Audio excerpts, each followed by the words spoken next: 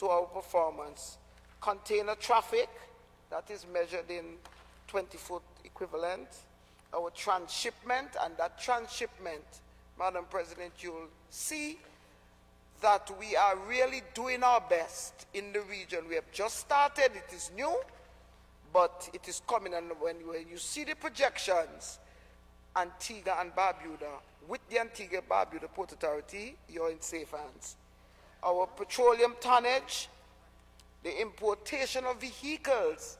Madam President, when you look at the numbers, and I wanted to listen to the numbers when I get to them, surprising. So when people say Antigua, people don't have any money to bring in vehicles, and some high-end vehicles right now, you know, Madam President, believe me, when I go to the port and I see some of them, I'm wondering, where are these vehicles going? But they are going, and as a matter of fact, I spoke with one dealer who said to me, we don't bring in vehicles unless they have owners, especially these high-end ones. And I said, wow. Other commodities like lumber, cement, steel, asphalt, nautical fees, those are some, Madam President, are the contributors to the port's performance. I will continue about our drivers of good performance, Madam President, and in July of 2023, the port began to offer transshipment. I spoke about that. And so far, we have done transshipment to the following territories: St. Kitts, Dominica, St. Lucia, and I'm sharing it with the public as well. It's on screen. Puerto Rico, St. Vincent, the U.S. Virgin Islands. Madam President, we are on our way to exciting things. The number of vehicles handled for this year, over the same period of time, Madam President, has increased by 117% in comparison to 2022. So we brought in 1,860 last year, and this year, 4,041 as November 20. I'm not sure if it's 100% good for our environment, but what I'm saying, it is happening. People are coming in, they're bringing in the vehicles, and we have 117% increase comparison last year. Madam President, the asphalt showed the second greatest increase as a commodity after the importation of vehicle, and that is due to the ongoing road works, which Senator Antonio, I'm sure, will expound on. Our cruise vessel arrivals have increased as Antigua and Barbuda continue to be the destination of choice. We're very proud of that, Madam President. Madam President, it's very easy to bad talk your country for some people. They enjoy bad talking their country. And I think it's, and I always love the song, that Onion did it, I am a barn. And he said, you never hear anybody else that come from another country say that things hard in their country, why they run away. They always boast how their country nice and will always be their paradise. Well, my land too, because it's here I born, here I live. And we have got to, not because of partisan politics, Madam President, but we must say and speak the truth. And the Prime Minister of the country, as he delivered his budget, nailed a lot of the lies that were perpetrated in Antigua and Barbuda for the last couple of years. Because I think it was Destroy who said the bigger the lie is the more people want to believe. But let us be honest, Madam President. We need to defend our country and have pride in our country, because Antigua is where we have to live.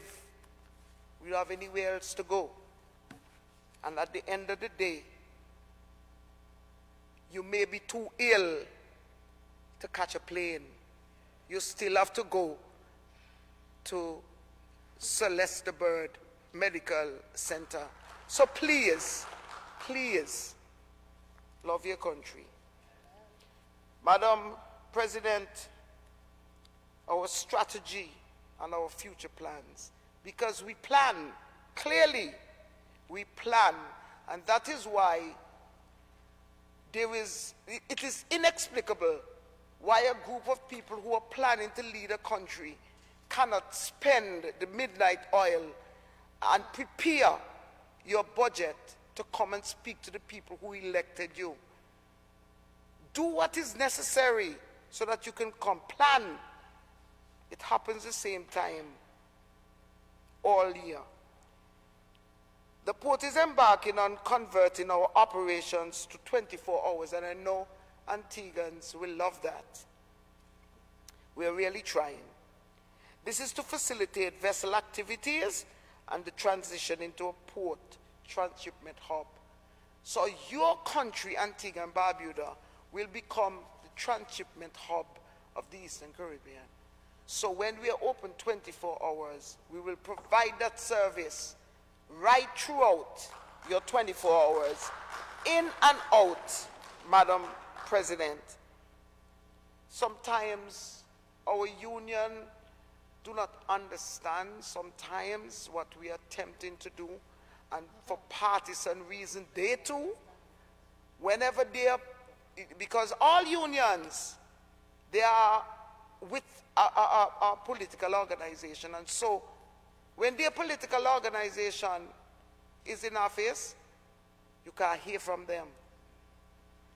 Now, you're hearing from them.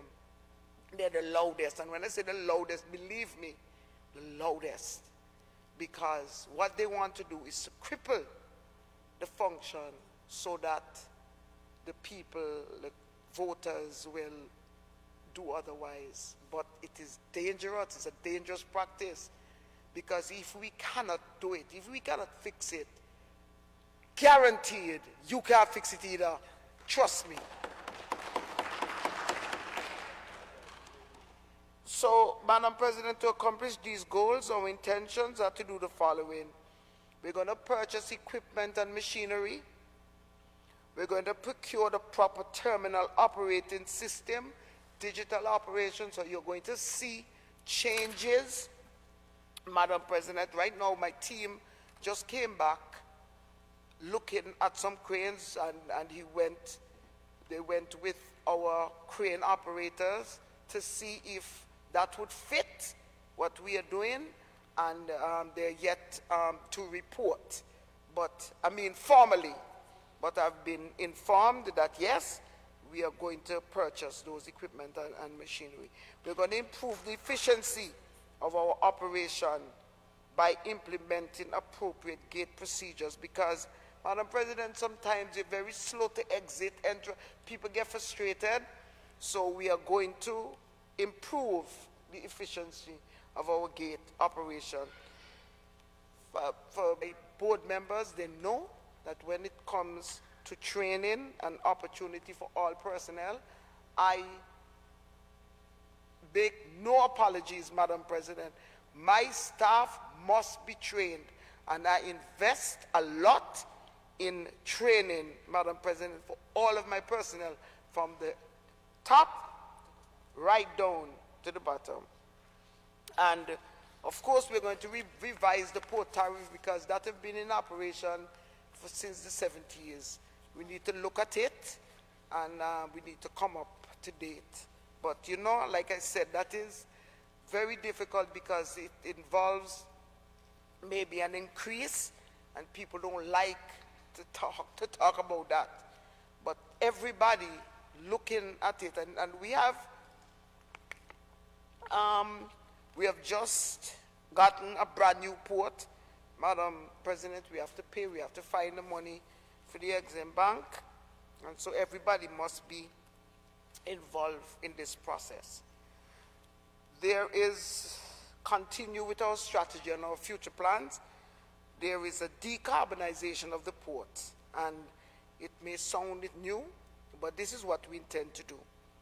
We are embarking on becoming the first port in the Caribbean to become a green energy port, Madam President.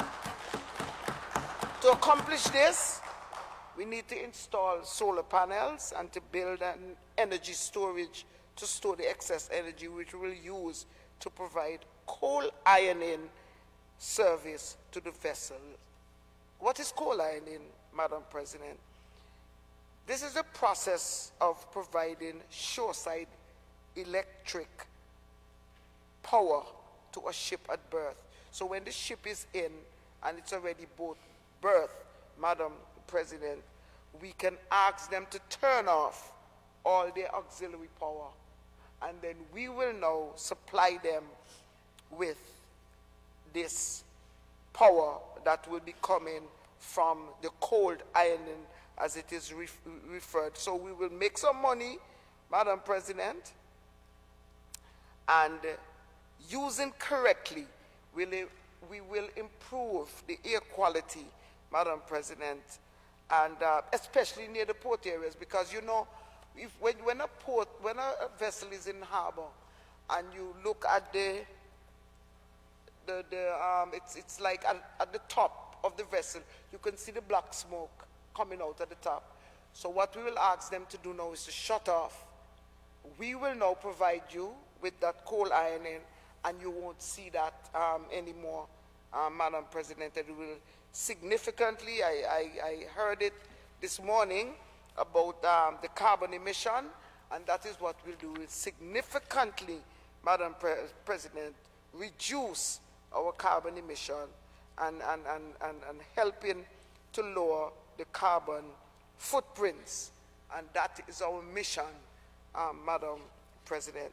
And so when you look at the slide, if I can get the slide back up, you'll see the ship that's in the harbor, and where we will, there it is. With the power source will be on our shore side, and it will send the power into the vessel. And this is what we intend to do, Madam President, as a port. When you see and hear about the Antigua and Barbuda Port Authority, you recognize that what we are doing will be the first in the Eastern Caribbean, and that is what we intend to do. Our health and safety, Madam President, we've had at least 2 deaths at the port, and I want to extend condolences to the family of Mr. Denroy Harrigan, Mr. Leandro Piano, and we also remember in our prayers Mr. Javier Alcantara. And unfortunately, you know, these incidents happened at the port, and in light of those accidents, Madam President, and the incidents at the port, we try to improve our health and safety, and that has become a key factor. We have focused on that to the point where we have employed a compliance health and safety manager, which will ensure that our health and safety rules and practices are being followed by all operations of the port. Because I say this, Madam President, because we live in a small society, you have persons who do not want to follow the rules, and they'll get to the gate, and believe me, I will receive a call that's saying, look, this is comrade somebody, and I want to go in to get my things, and they're telling me I can't go in because I have on slippers. And I'll say to them, if you go in your slippers and you get damaged, who's going to pay you? And they'll say, well, oh, okay. And they'll try and understand. But because we live in a small society, people expect to break the rules, and because they think they know somebody, they will pick up the phone, they'll call. They do not want to conform to the rules, but the port is a dangerous place, and you can get hurt. You can get killed. Because I have seen this situation with Mr. is back, a truck backed up on him. Mr. Harrigan, Denroy Harrigan, a truck backed up on him and pinned him to a container. And because he was so frightened and moved, he fell. You understand? Probably if he had stayed there and the ambulance arrived, the situation would have been different. When you look at they showed you the video and you look at it, you realize that, it's a situation where it could have been avoided. And so, as a result of that, Madam President, we are very serious, and we now have an officer who is responsible for ensuring that this done. And Madam President, we don't like to say it, but if it's not followed and things happen after that, heads will roll. We continue in the strategy and the future plans. The maritime single window, that is very important for us, Madam President, because it's like a one-stop shop. That was very exciting at the port, because now when you come to the port to conduct business, you don't have to leave down at the port, go back uptown, come back down. Everything right now is handled right there. So it decreases the amount of time that you spend, Madam President, on the port. So this maritime single window now, beyond just the individual using the port, this is now the vessels coming in and out, Madam President, that effective January 1st, 2024, all ports are required to implement a maritime single window. And Antigua and Barbuda, again, was the first country in the entire Caribbean and number 4 in the world to develop a maritime single window. So we are doing our best, Madam President, to make sure that we make our mark.